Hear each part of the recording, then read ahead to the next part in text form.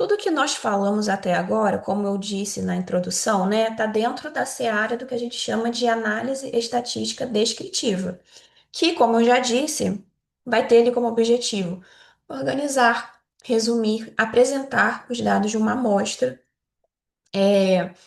mostrando como os participantes ou as variáveis se distribuem, mas não vai ter um objetivo de testar hipóteses acerca da população usando os dados dessa amostra e, consequentemente, também não vai ter de extrapolar os resultados encontrados para a população. Eu acho que isso que eu falei é complicado. Então, eu vou mostrar aqui uma figura para tentar tornar isso mais claro. É,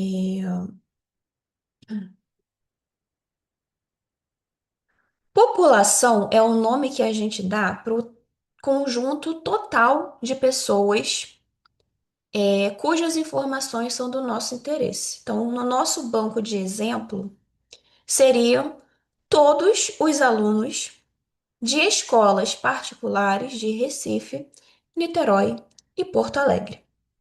Só que acessar todos os alunos de escolas privadas desses três lugares seria uma tarefa hercúlea, né? Seria muito difícil, caro, demorado, dispendioso.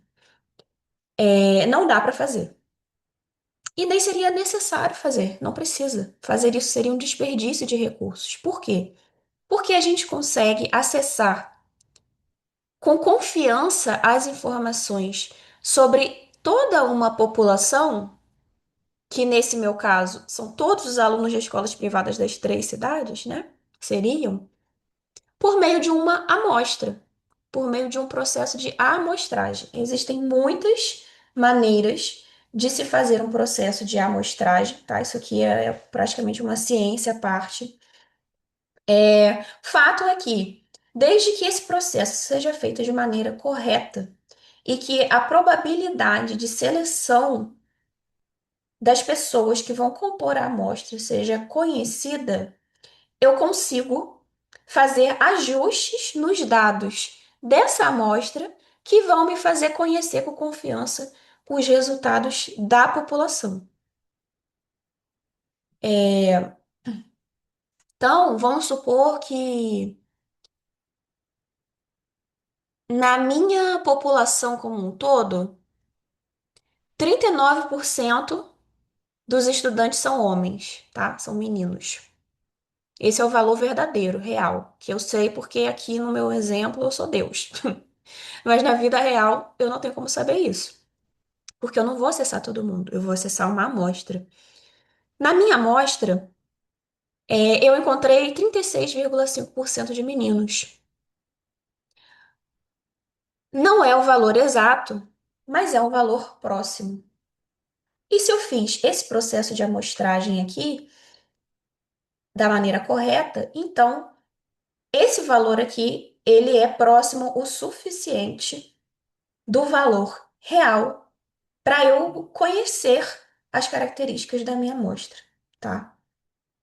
Então, quando eu olho para esse resultado e eu falo que 36,5% dos estudantes de escolas privadas dessas três cidades são homens, são meninos, eu estou fazendo uma inferência estatística acerca dos dados da minha população, com base em uma amostra.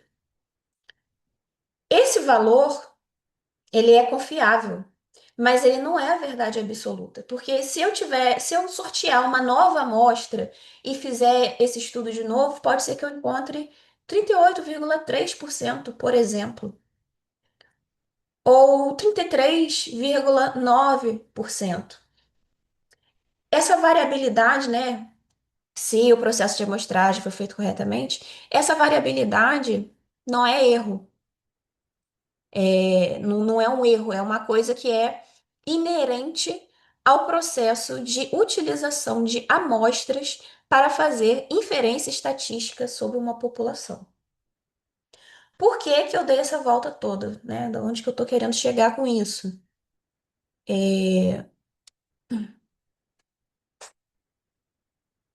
Tô querendo voltar para o fato de que a análise descritiva, ela não tem intenção de extrapolar resultados para a população. Eu não estou testando hipóteses, eu não estou olhando para os dados descritivos da minha amostra e tentando inferir se aquilo é realidade ou não, para a população como um todo. O meu interesse é só descrever frequências, proporções, médias, medianas. Eu só estou dizendo o que foi observado na minha amostra. Que se houvessem multiversos e eu fizesse esse mesmo estudo várias vezes é, em outras dimensões, né? Eu observaria uma variabilidade, mas eu não estou querendo saber disso. Eu quero saber da minha amostra, das pessoas que de fato responderam à minha pesquisa nas três cidades, tá? Então, a análise descritiva, ela realmente ela só está olhando para a amostra. Agora, a partir do momento que eu tenho o objetivo de usar os dados da amostra para tirar conclusões sobre a população como um todo, ou para tirar conclusões sobre relações entre variáveis, considerando a incerteza amostral, aí eu já estou entrando na seara do que a gente chama de análise estatística inferencial.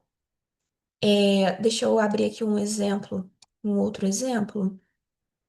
Bom, nós estamos vendo aqui que a gente tinha, por exemplo, né, aqui uma média de IMC entre homens de 25,6 e entre mulheres de 29,0.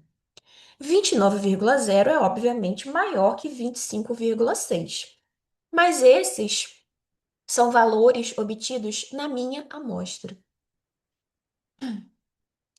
Se eu quero responder se existe diferença de IMC entre homens e mulheres, com base nessa amostra, a minha pergunta já está extrapolando a análise descritiva. Porque aí o que eu quero é usar os dados dessa amostra para responder essa pergunta mais ampla, né? E aí a gente viu que a minha amostra, na qual eu de fato fiz o estudo, ela é uma dentre infinitas possibilidades nos multiversos.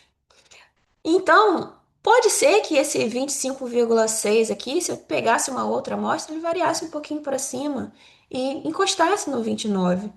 E eu tirasse a conclusão de que o IMC era igual entre os sexos. Mas poderia ser que o das mulheres fosse um pouquinho menor também, e aí inverteria a lógica. E eu concluiria que o IMC dos homens é, em média, maior que o das mulheres. Então, a gente está querendo fazer uma comparação entre dois grupos definidos por uma variável de estratificação, que é o sexo. Quero fazer uma comparação de médias entre homens e mulheres. Então, eu tenho uma pergunta inferencial aqui por trás. Eu quero saber se a diferença que eu estou observando aqui, de 25,6 para 29, se essa diferença é palavrinha, termo mágico, né? Estatisticamente significativa. E aí, para eu responder essa pergunta, eu vou precisar de um recurso, que é um chamado teste estatístico, que vai ter um resultado em p-valor ou valor de P também, aí um termo muito famoso que vocês provavelmente já ouviram falar e que se estão vendo esse vídeo devem estar com a necessidade de calcular isso, né, e de tirar conclusões a respeito. Então, é, a escolha do teste estatístico vai depender de um monte de coisa, tá? E tem diversas possibilidades para você